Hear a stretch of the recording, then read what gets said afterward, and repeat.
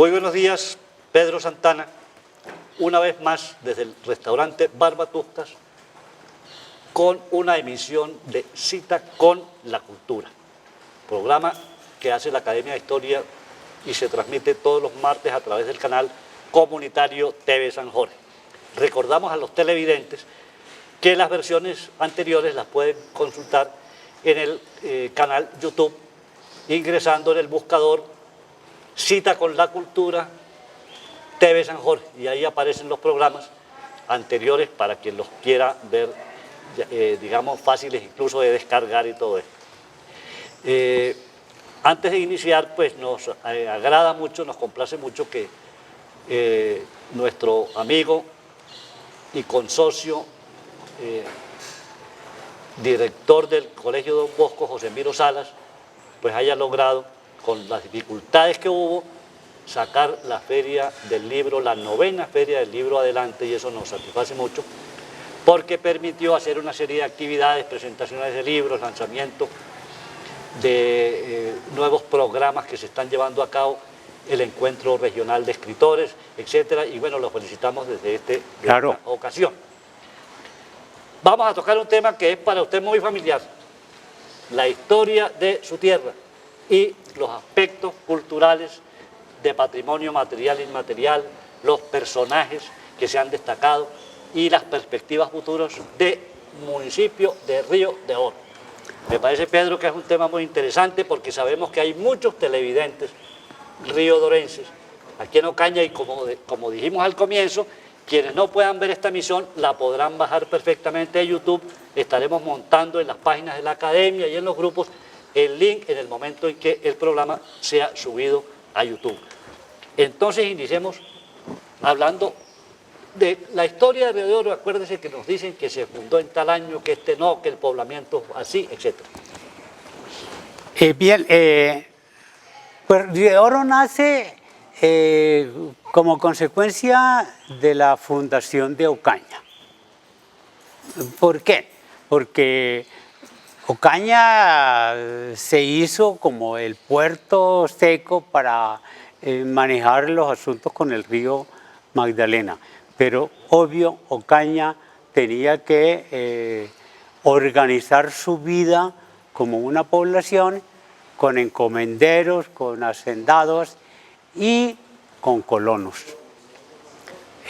Toda la región de Río de Oro, y nos referimos al casco urbano y sus alrededores, fue colonizado a partir de la fundación de Ocaña.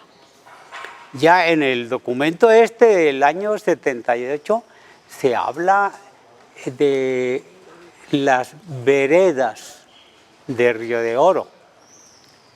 Se establece, por ejemplo, la existencia de la vereda Buxeriama, que hoy es el Gitano, cuando ya para finales de 1500 ya se le había colocado el nombre español el Gitano, pues era una vereda indígena.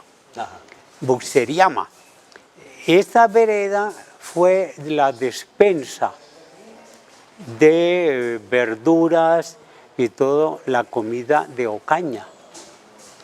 Miramos que la parte de sur de Ocaña, lo que tiene que ver con el algodonal, era más ganadería. Todo lo que es la ermita, la parte más cerca de Río de Oro, era y sigue siendo agrícola. Agrícola completamente, claro. De allá de una vez anotamos que de esta vereda es originario el aguardiente, para los españoles anisado, para después los otros chirrinche, tres brincos, bolegancho, lo que sea.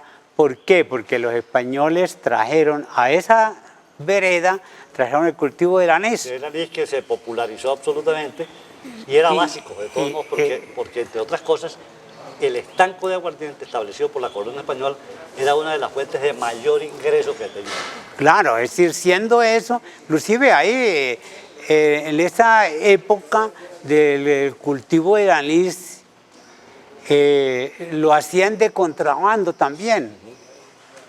Supongo que para evitar los impuestos y todo esto de la corona, y hay por allí una anécdota que los curas de los monjes, perdón, del monasterio de Río de Oro de los agustinos escondían contrabandistas y escondían contrabando, cosa pues bastante curiosa, pero que no tiene nada de raro porque... No tiene nada de raro porque es que si no hacían eso se ahogaban las poblaciones por falta de recursos. Claro, es una cosa lógica. entonces todavía se sigue cultivando anís y todavía se sigue produciendo el aguardiente en esta misma región, que es el sustento de muchas familias o casi que un complemento.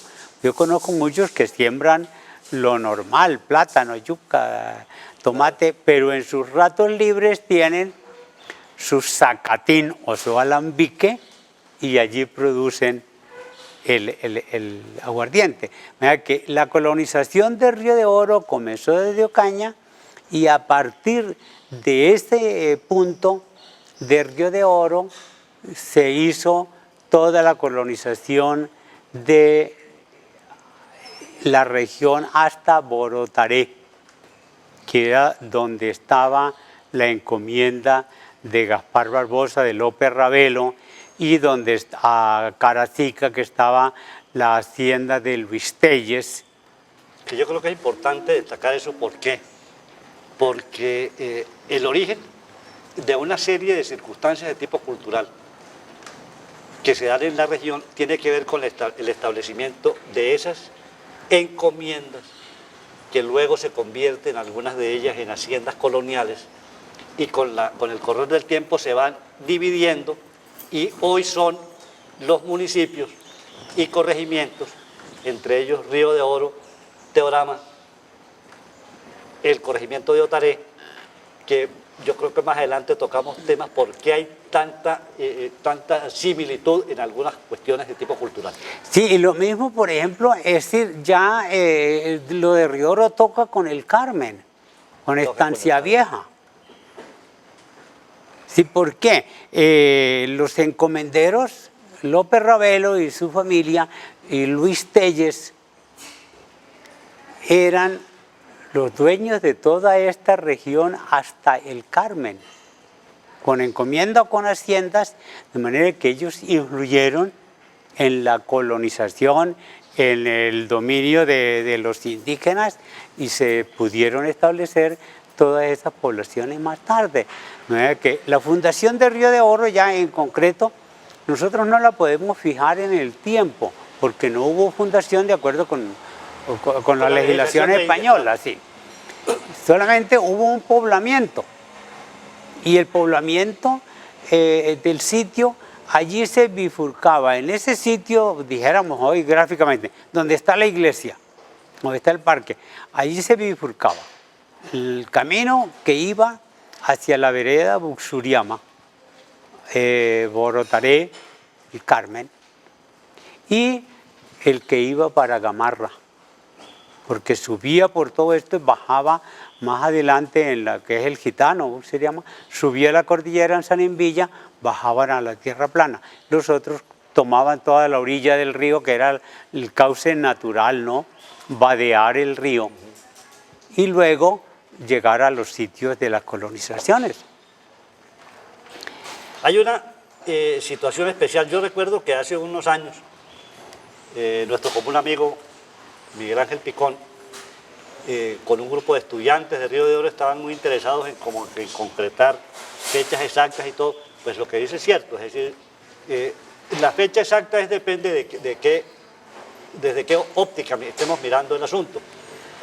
Los historiadores agustinos nos hablan de la solicitud del Cabildo de Ocaña para fundar un convento de agustinos en esta ciudad. Se produce la fundación y luego se funda primero el convento de Ocaña en la ermita de San Sebastián, hoy San Agustín, parroquia de San Agustín, y luego el convento en Río de Oro. Y existe una serie de fechas, pero lo importante de esas fechas es, digamos, ni siquiera los nombres propios de los primeros fundadores pueden darse de manera concreta, a no ser que uno haga una indagación que nos falta hacerla, de esos colonos o esos arrendatarios que había en el sitio de Río de Oro antes de la fundación del convento en Río de Oro, porque como el prior de la orden cuando llega a Ocaña no tiene dinero ni para arreglar la ermita ni para nada, entonces le dice al cabildo de Ocaña que le colabore. El cabildo tampoco tiene dinero, entonces le dice al cabildo, bueno, le vamos a entregar a la orden este lugar que tiene ya arrendatarios, y los arrendatarios le pagan entonces a la orden. Es decir, que antes de la fundación del convento ya había unos pobladores en lo que hoy es Río de Oro, y se da una fecha, pero la fecha se da es como en el momento en que ya todo estaba poblado en torno a la ermita de Nuestra Señora del Rosario, y esos pobladores le están pidiendo a la orden agustina que les entregue, digámoslo así para ponerlo en lenguaje actual, los títulos de propiedad. Entonces la orden hace un desenglobe y hay un documento oficial que lo mencionan los agustinos de 1802, donde ellos le entregan eso a los habitantes con, digamos, el compromiso de que no van a tocar las propiedades, ni las huertas, ni donde ellos tienen sus cuestiones de comer, etc. Sí, el caso es que hay un documento de 1784 cuando se solicitó la independencia de la población, es decir, conformando la parroquia, porque Río de Oro era un ente que no tenía vida administrativa, jurídica, dependía del cantón de Ocaña. Era como un sitio de recreo, sería, ¿no? No tenía vida jurídica. Había casas, había convento, pero no había. Entonces, solicitaron la creación de la parroquia. Ya eso le iba a dar vida jurídica al pueblito. Entonces resulta de que para la época 1784 se hace una especie de monografía de Río de Oro para demostrar que había gente, que había veredas distantes y que para poder asistir a cumplir con los preceptos de la iglesia, los festivos y los domingos y días de fiesta y de guarda, tenía que tener cura, por cuanto los monjes no atendían las necesidades espirituales de las personas de Río de Oro. Dedicados a su convento, a su cuestión. Su convento.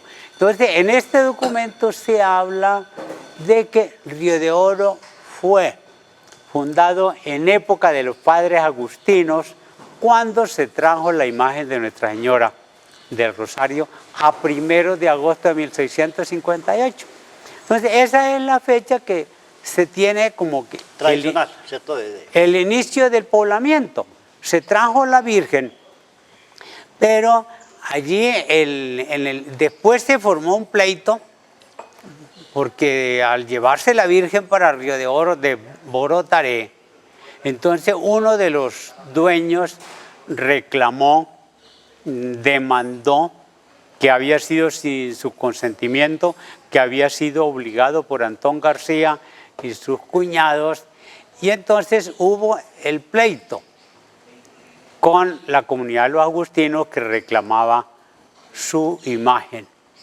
Y en ese documento se dice que allí no había nada de casas, que solamente había 20, que no había casas, que eso era un sitio feo. Entonces la contraparte, los agustinos alegan de que ya había una ermita y que había cerca de 20 casas que se estaban poblando con motivo de la llegada de la Virgen.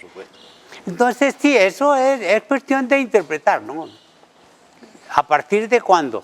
El caso es que la llegada de la Virgen y los agustinos al sitio marcó la organización de una población con un sentido mariano, que es la base o una de las bases de la cultura de la gente de Río de Oro. La parte mariana, la parte religiosa en general. Río de Oro se denomina la ciudad culta del Cesar. Pese a que es una población pequeña, ha tenido un desarrollo bastante interesante desde el punto de vista cultural y hay un acervo patrimonial que debe conocer todo el mundo. De pronto un poco, Pedro, mal atendida por la capital del departamento, por estar al sur precisamente, igual que lo que nos pasa en Ocaña con Cúcuta. Es decir, son poblaciones bastante desatendidas por las capitales departamentales desde todo punto de vista. Sin embargo, el desarrollo cultural ha sido interesante y las manifestaciones culturales y las personalidades desde el punto de vista de las artes y las letras han sido muy destacadas.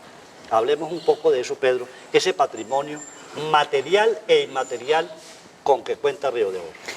Bien, desde el punto de vista del patrimonio material, pues tenemos la primera construcción que se hizo en Río de Oro, que es el convento. Construcción amplia que manos intonsas lo derruyeron para hacer supuestamente el palacio municipal.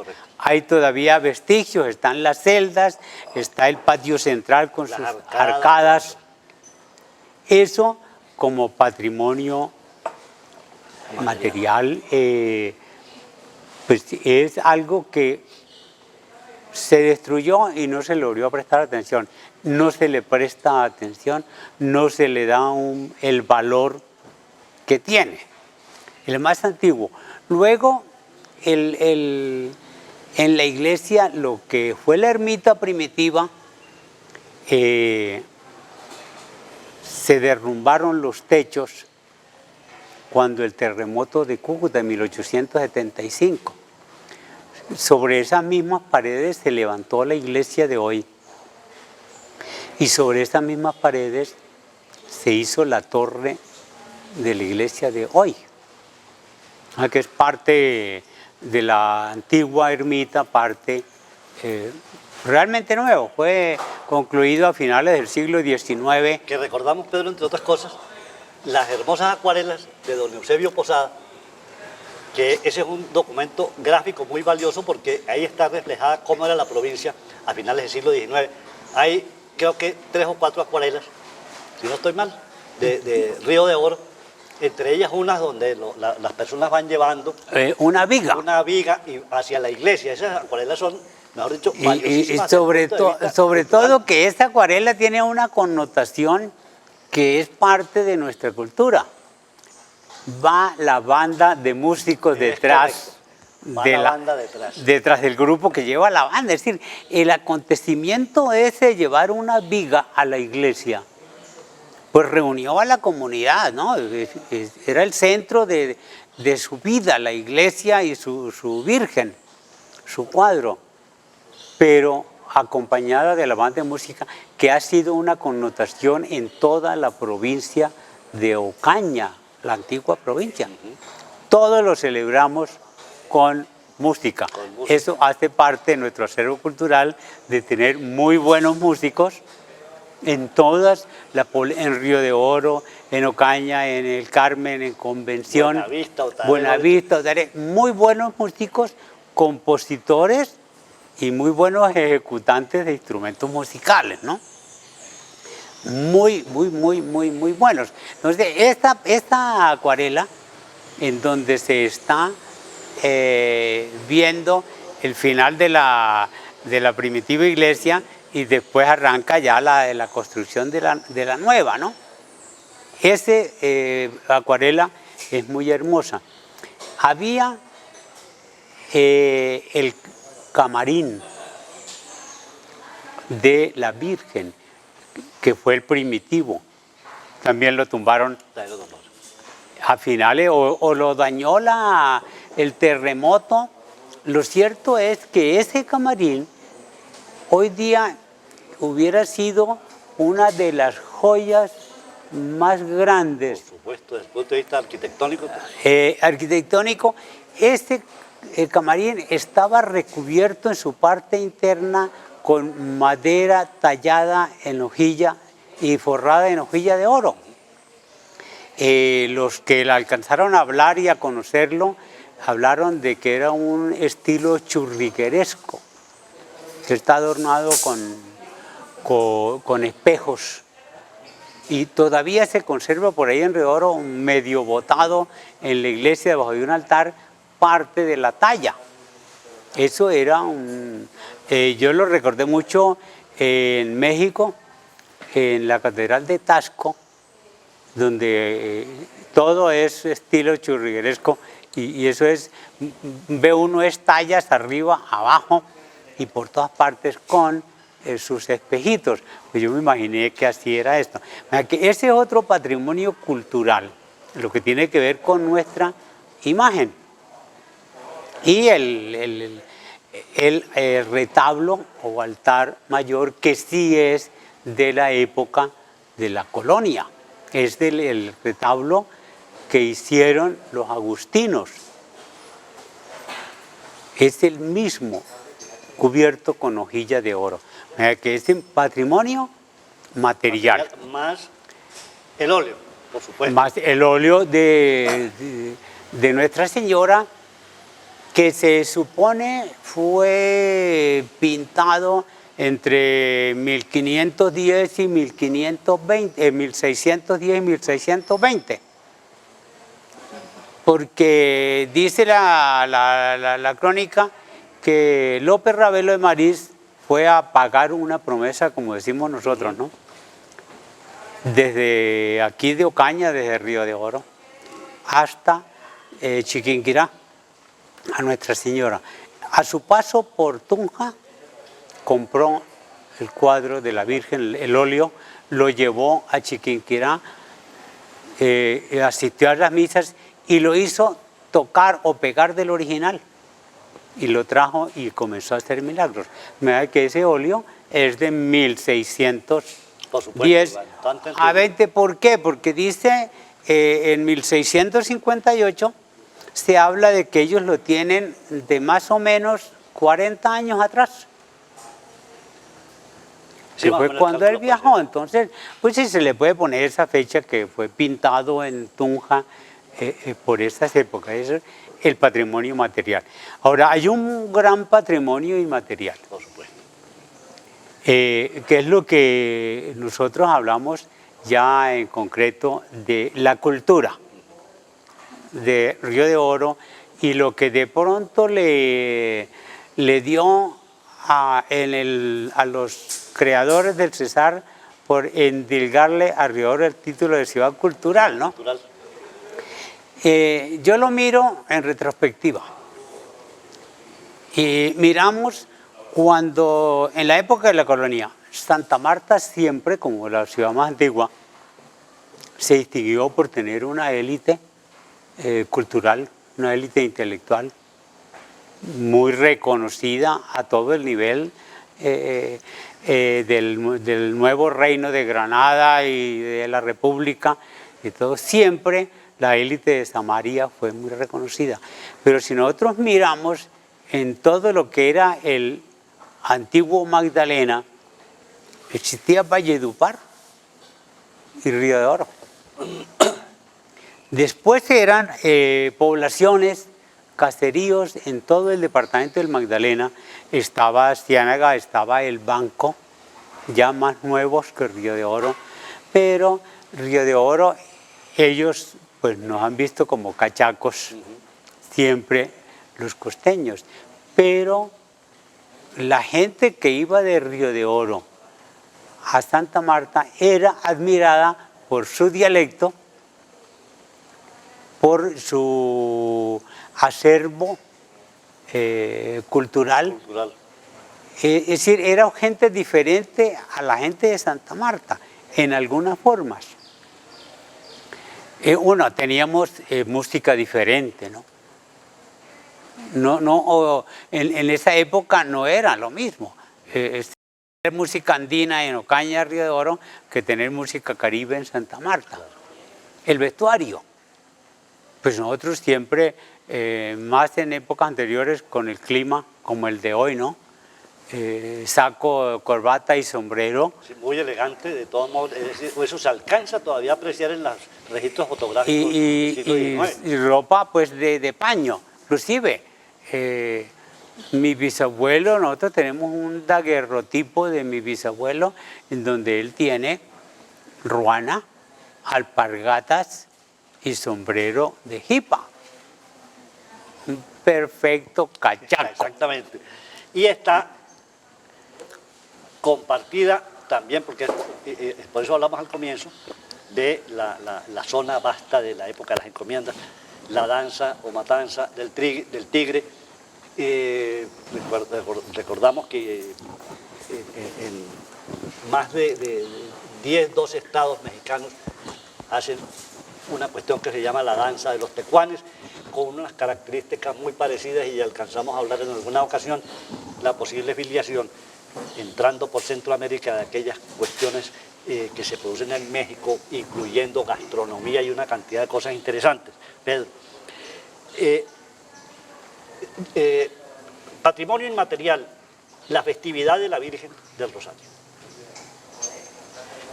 Patrimonio inmaterial también lo es la danza o matanza del tigre, la Semana Santa y el carnaval, las fiestas tradicionales de Río de Oro, que digamos que es como lo del peso.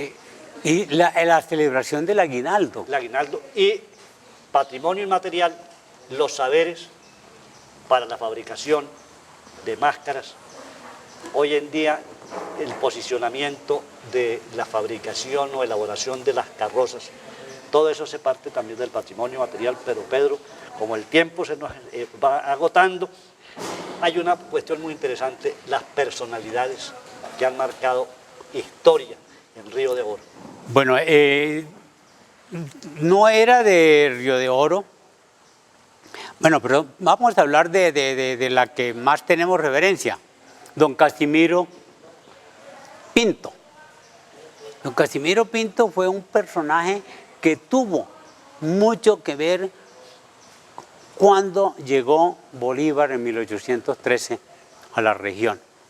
Él y su familia, doña Dolores Durán, fueron los que recibieron a Bolívar en Río de Oro, lo atendieron, fue en su casa, comió y en su casa durmió para llegar al día siguiente aquí a Ocaña. Don Casimiro fue quien le contó al padre Justiniano Lobo cómo fue el acta de independencia de Ocaña. Que quedó en la mitad el documento porque tenía una segunda parte. Porque tenía una segunda parte. Don Casimiro murió de 90 y pico de años, 98 años. Él fue el que contó, y el acta está gracias a que él la contó y el padre tuvo todo el cuidado de narrar. Entonces conocemos mucho de la historia de los que intervinieron aquí en Ocaña en la firma del acta de independencia de Ocaña, gracias a don Casimiro. Fue un personaje en Río de Oro, intervino en la vida administrativa municipal y en la vida administrativa de la parroquia, como parte pues de la junta de fábrica y de todo esto de allá. Luego un personaje que llegó a Río de Oro, que fue Juan Manuel Barrera. Él era de Chiriguaná, pero llegó como rematador de los bienes de manos muertas y se quedó en Río de Oro. Fue prefecto político, organizó los políticos de Río de Oro, organizó el Partido Liberal. Luego él se trasladó, sus hijos se trasladaron a Ocaña, y de Juan Manuel Barrera desciende Elisa Barrera, ¿no? Pues ya más conocida en Ocaña, fue un gran personaje. Él era abogado de la Universidad del Rosario, fue constituyente en la Constitución de Río Negro. Entonces era una persona intelectual, era poeta, era escritor, escribió novelas, tenía parentesco con Candelario Beso. Entonces, él influyó mucho en la cultura de Río de Oro y en la cultura de Ocaña más tarde. Después de él, pues ha habido personajes muy importantes a nivel ya local. Por ejemplo, tenemos nosotros a Francisco Sánchez Arevalo, que fue secretario perpetuo del Instituto Caricuervo, un personaje, estudió aquí en el seminario de Ocaña, luego estudió en Bogotá, fue un personaje muy importante que le dio siempre a Río Oro un valor. Luego tenemos los médicos Durán Arias, el abogado también Libardo Durán Arias, que en su momento, en la época del 49, cuando la muerte de Gaitán y el gobierno Rojas Pinilla, el uno como juez de instrucción criminal nacional tuvo mucho, ¿no? Porque hubo procesos con amigos de Rojas Pinilla y no le tembló la mano, afortunadamente no como ahora, para sancionar y encarcelar a amigos del gobierno. Pedro Libardo fue uno, Emiro Quintero Chica también fue un abogado prestigioso en esa época. Aquí pues... Una cantidad de personajes es bueno que los jóvenes de Río de Oro retomen esta como reminiscencia, como este despertar de la memoria, porque vale la pena para que no se olvide nunca estos nombres y muchos más que de pronto nos escapan, Pedro. No podemos dejar pasar por alto a don Luis Sánchez Rizo, a Monseñor Daniel Sánchez Tica, y actualmente el padre Tulio Grimaldo. En su familia está el coronel San Juan, participante de las guerras también finales del siglo XIX. Hay todavía muchas cosas que nos quedan en el tintero y, como siempre le prometemos a nuestros televidentes, será para otra ocasión, porque no podemos dejar que, claro, digamos en parte apenas el programa. Pedro, muchas gracias por todo. Claro, pues muy bueno.